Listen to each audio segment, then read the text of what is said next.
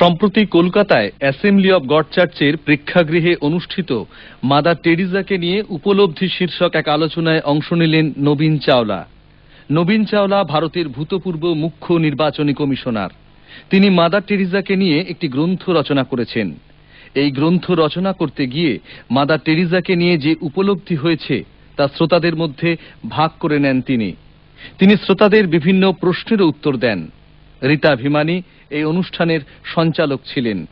প্রশ্নোত্তর পর্ব বেশ উপভোগ্য হয়ে ওঠে।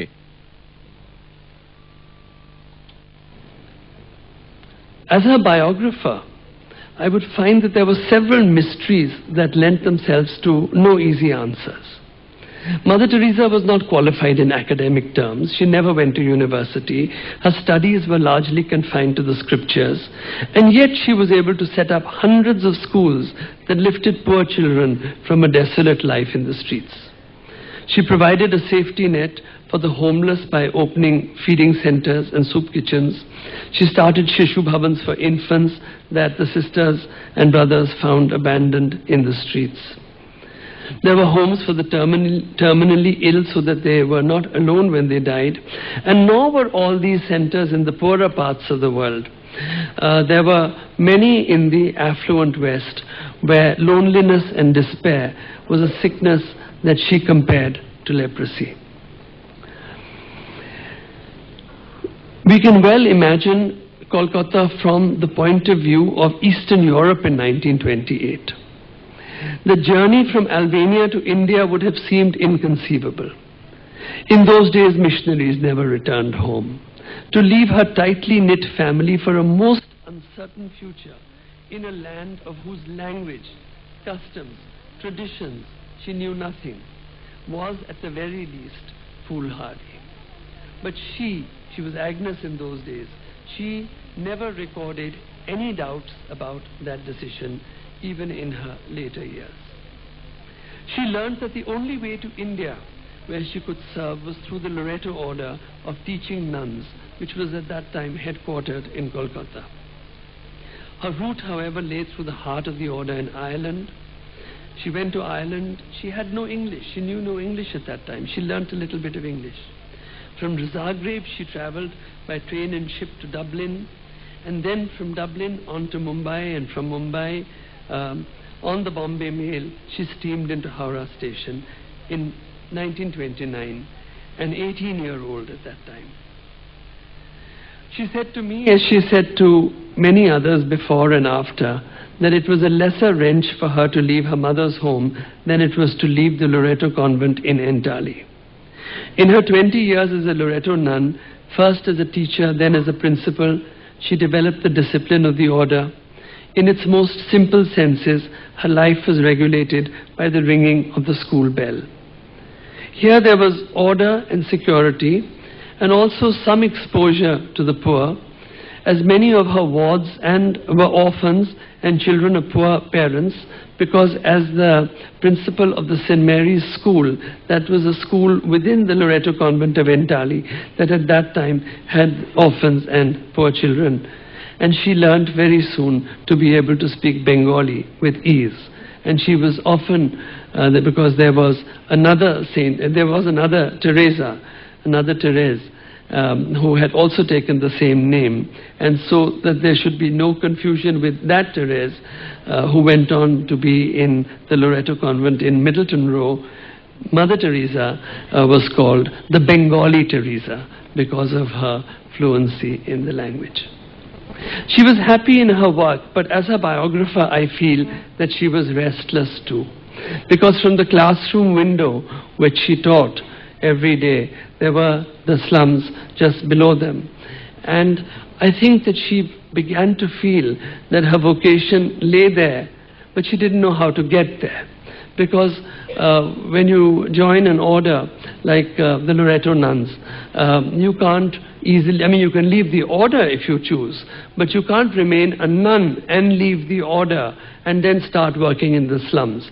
That was denied to Mary Ward 300 years ago, and Mother Teresa knew that it would be denied to her.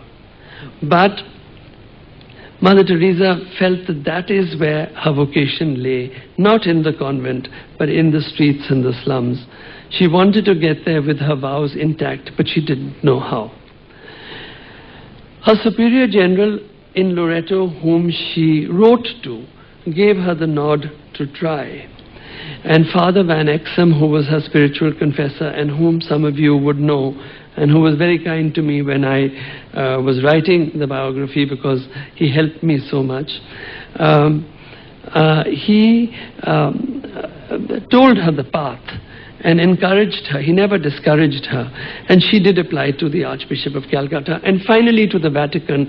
And like all and so many miracles of Mother Teresa's life, and I consider her life to be a miracle, somehow the Church, the Vatican, gave her permission. And so in 1948, she stepped out of the Loreto convent with a sari at that time, which was like the sari of the municipal sweepresses. It cost a rupee. It was blessed by Father Van Exum in the church, and it became her religious dress. Today, when we look at the sisters, everywhere in the world, we recognize the face of Mother Teresa because also of the distinctive sari with its 3 blue stripes.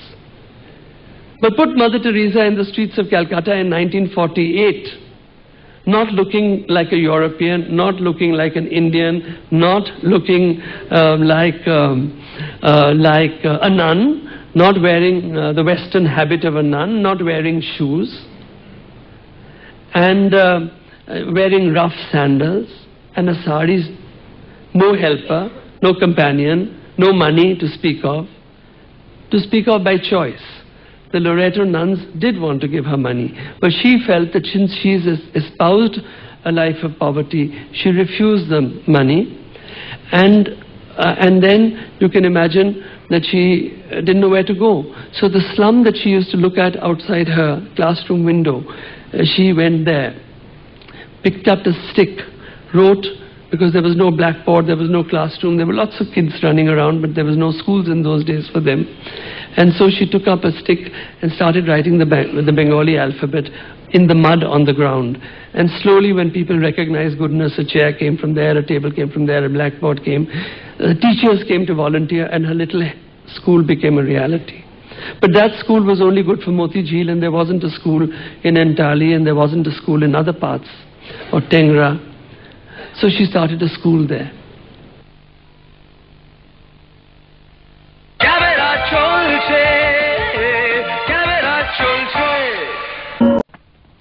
রাজ্যে বিধানসভা নির্বাচন প্রক্রিয়া নিয়ে সন্তোষ প্রকাশ করলেন প্রাক্তন মুখ্য নির্বাচন commissioner নবীন চাওলা। পাশাপাশি নির্বাচনে কালো টাকার ব্যবহার রুখতে নির্বাচন কমিশনের উদ্যোগেরও প্রশংসা করেন তিনি। আজ কলকাতার অ্যাসেম্বলি অব গড চার্চ স্কুলে একটি অনুষ্ঠানে যোগ দিতে এসে নবীন চাওলা বলেন, বিধানসভা নির্বাচনে কালো টাকার ব্যবহার আটকাতে যথাসাধ্য চেষ্টা করেছে নির্বাচন কমিশন।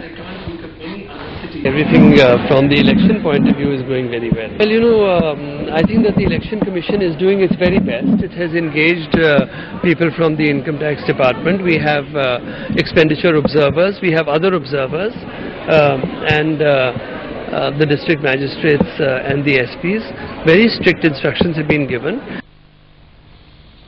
সময়সীমা পেরিয়ে গেলেও এপ্রিল মাসের বেতন না সেখানে তৃণমূলের মিছিলে সিপিএম হামলা চালিয়েছিল এমনটাই অভিযোগ এবং 3 জন তৃণমূল সমর্থক তারা আহত হয়েছেন, তাদেরকে বিভিন্ন হাসপাতালে ভর্তি করা হয়েছে যদিও সিপিএম এর তরফ থেকে, কিন্তু এই পুরো অভিযোগকে নস্যাৎ করা হয়েছে। অন্যদিকে চোখ রাখবো ইলেকশন কমিশনের দিকে। পশ্চিমবঙ্গের ভোট পর্বে নির্বাচন কমিশনের ভূমিকার প্রশংসা করলেন প্রাক্তন মুখ্য নির্বাচন কমিশনার নবীন চাওলা। বৃহস্পতিবার কলকাতায় এক অনুষ্ঠানে এসে তিনি এই কথা বলেন। পশ্চিমবঙ্গে যেভাবে নির্বাচন পরিচালিত হচ্ছে তাতে তিনি খুশি বলে জানিয়েছেন। Well, you know, I think that the Election Commission is doing its very best. It has engaged people from the Income Tax Department. We have expenditure observers, we have other observers, and the district magistrates and the SPs.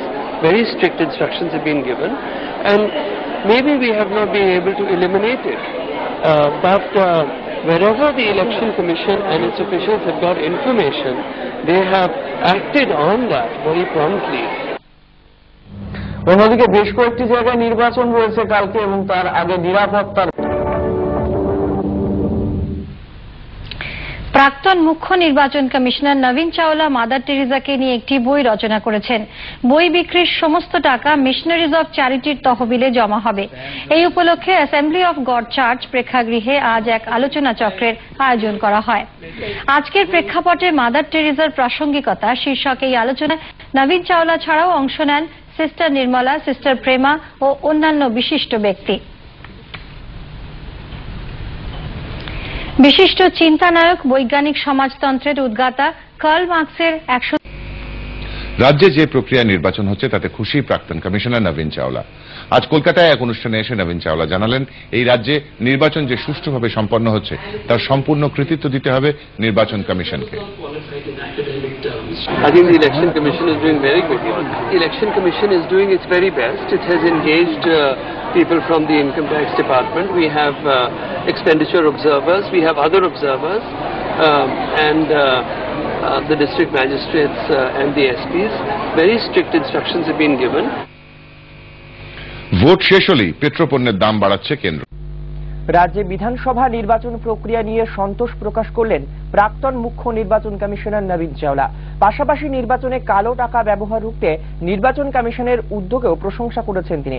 কলকাতার assembly of god church স্কুলে একটি অনুষ্ঠানে যোগ দিতে এসে নবীন চাওলা বলেন, বিধানসভা নির্বাচনে কালো টাকা ব্যবহার আটকাতে যথাসাধ্য চেষ্টা করছে নির্বাচন কমিশন।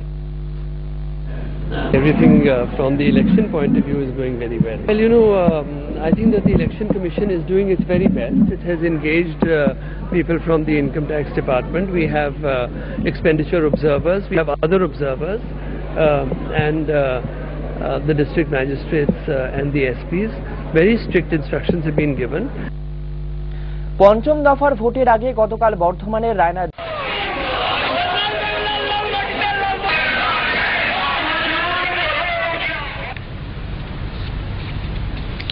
রাজ্য বিধানসভা নির্বাচন পরিচালনায় নির্বাচন কমিশনের কাজে খুশি প্রাক্তন মুখ্য নির্বাচন commissioner Nabin Chawla.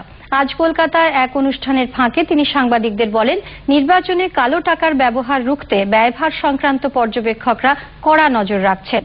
Is doing its very best. It has engaged people from the Income Tax Department. We have expenditure observers. We have other observers and the district magistrates and the SPs.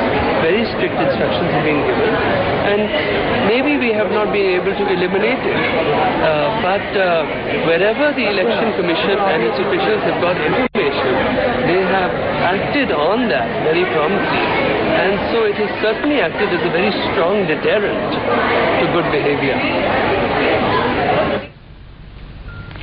Hooghly জেলার গোঘাটে রাজনৈতিক সংঘ